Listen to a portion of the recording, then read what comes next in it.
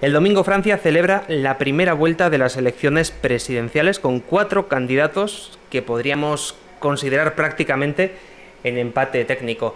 José Papí, economista y miembro del MCRC, hoy hablamos contigo de las elecciones francesas y las últimas encuestas parece que apuntan en esta dirección, empate técnico entre los 4 primeros candidatos. En efecto, muy buenos días, Javier. La verdad es que está muy animado.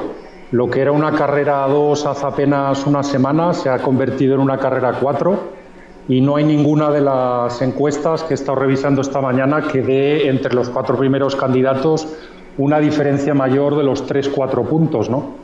Con la cantidad de indecisos que hay, que según la fuente que tomes, pues van entre el 30 y tantos y el 50%, podríamos decir que la media de un 40%, y la abstención que se está preveyendo, que es del 30%, la verdad es que cualquier cosa puede pasar. En unas elecciones, además, en las que hay 2 fuerzas que podríamos considerar euroescépticas, como lo son la formación de Le Pen y la del candidato izquierdista Mélenchon, parece que la Unión Europea con estas elecciones está en jaque. Sí, y además añadiría yo incluso a François Fillon, ¿no? que sí que es una persona pro Unión Europea, pero quiere reformar la Unión Europea de una manera radical, de hecho devolviendo mucho del poder que ostenta ahora la Unión Europea a los parlamentos nacionales, que tendrían una suerte de derecho de veto, ¿no?, sobre la legislación importante de cada país.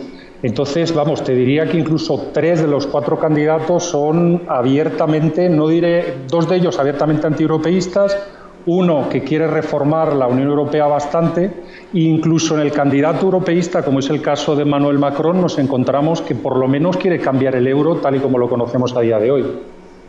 Por lo tanto, la Unión Europea, después de estas elecciones, puede cambiar. Tú, que estás habitualmente en Bruselas, ¿qué ambiente se vive por aquella zona? Pues, si te soy honesto, de mucho susto. Está todo el mundo muy preocupado sobre lo que pueda pasar este domingo, y no solo el domingo, sino en la segunda vuelta, el 9 de mayo. Y una prueba evidente de ello es que el Consejo Europeo va a celebrar una reunión sobre el Brexit, justo el viernes a mitad de la primera vuelta y la segunda vuelta de las elecciones francesas, con la idea, entiendo, que de mandarle a Francia, ¿no?, el mensaje de: mira, qué mal te podemos llegar a tratar si pasas a ser el Reino Unido. Yo creo que va a ser un guiño a no apoyar a formaciones como las que lidera la señora Le Pen o la que lidera el señor Mélenchon. ¿Y el ambiente en Francia cómo está a día de hoy? ¿Crees que este tipo de coacciones, si quieres llamarlas así, podrían afectar al voto de los franceses? Bueno, yo creo que sí. Yo creo que a veces los franceses se olvidan de que la Unión Europea, tal y como la conocemos hoy, es un resultado de los acuerdos entre Francia y Alemania.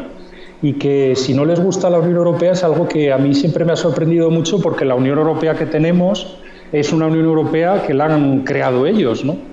Entonces, es un momento emocionante. Es que no sabría cómo describirlo, porque nunca se han visto unas elecciones tan justas, ¿no?, con los candidatos tan cerca. Si acaso yo destacaría que parece ser que la fidelidad de voto que tiene la señora Le Pen es mayor que la fidelidad de voto que tienen los otros candidatos. En el caso de la señora Le Pen, algunas encuestas han estudiado que más del 80% de las personas que han dicho que van a votarla tienen el voto absolutamente decidido y fijo por ella, ¿no? Algo que no está claro con los otros candidatos, donde estamos viendo, en el caso de Fillon, algo un poquito más elevado, pero en el caso de los 2 otros candidatos, 2/3 de los votantes que dicen que les van a votar dicen que en principio les van a votar, pero que no lo tienen claro del todo. Si finalmente se cumple lo que pronostican la mayoría de las encuestas, digamos, si a una segunda vuelta pasaran tanto Macron como Le Pen, ¿el trasvase de voto del resto de fuerzas que nos han clasificado a esa segunda vuelta está claro al 100%? No, yo creo que ahí das en la clave. Ahí, Javier, das en la clave totalmente, porque se está haciendo la mayor parte de casas electorales, de empresas de sondeos, están haciendo la asunción de que todo el mundo va a votar en contra de Le Pen, porque Le Pen no es un candidato querido, es un candidato radical, nacionalista, etcétera, etcétera, ¿no? Y nos encontramos curiosamente que François Fillon despierta todavía más animadversión en el votante francés que Marine Le Pen. Hay más franceses que han declarado jamás votaré a Fillon, pase lo que pase, ocurra lo que ocurra, sea el que sea el otro candidato, ¿no? Y respondiendo a tu pregunta, claro, aquí la duda es, ¿qué va a hacer si nos encontramos en este escenario que tú planteas, Macron contra Marine Le Pen? ¿Qué va a hacer? Vamos a analizar, si quieres, los dos espectros, ¿no? El votante de la izquierda, en principio, debería votar a Macron, que es un candidato socioliberal, de corte moderado, pero también con su toque social, ¿no? Una especie de Ciudadanos, podríamos decir, aquí en España, ¿no? Exactamente. Y además me parece que Ciudadanos ha expresado abiertamente su afinidad por el movimiento En Marche, el movimiento En Marcha francés, etcétera, ¿no? Lo que pasa es que el votante de la izquierda, al final, sin a lo mejor contárselo a su vecino, puede decidir pasarle el voto a Marine Le Pen, que tiene en lo económico un programa bastante de izquierdas. Es decir, es un partido bastante complejo de comprender porque nos encontramos que son extremadamente nacionalistas por un lado y luego por el otro lado pues están a favor de mantener la semana laboral de 35 horas, de mantener las ayudas, de mantener las pensiones, de bajar la edad de jubilación, etcétera, etcétera, ¿no? Entonces, claro, un votante de izquierda que a lo mejor puede ser que le dé vergüenza comentárselo a su vecino, pero en privado, puede en un momento dado traicionar e irse a votar a Le Pen, ¿no? Esto por un lado. Y luego por el lado de la derecha nos podemos encontrar que haya personas que piensen que los valores republicanos, ¿no?, estén mejor defendidos por una persona como Le Pen, que claro, con ese corte tan nacionalista, ¿no?, en principio es Francia, Francia y Francia, y que le apetezca más o acaben decidiéndose por votar por la señora Le Pen porque a Macron lo ven demasiado de izquierdas, ¿no?, o digamos demasiado peligroso en el caso de que quisiera abrirse demasiado a lo social, a los emigrantes, etcétera, ¿no? Entonces, bueno, hay un gurú que se llama Serge Galam en Francia, que es un físico, vamos, un hombre de ciencia, que ya predijo tanto el Brexit como el triunfo del señor Trump en Estados Unidos. Y él, de hecho, está llamando la atención sobre eso que tú mismo has destacado, que esos trasvases no son nada claros.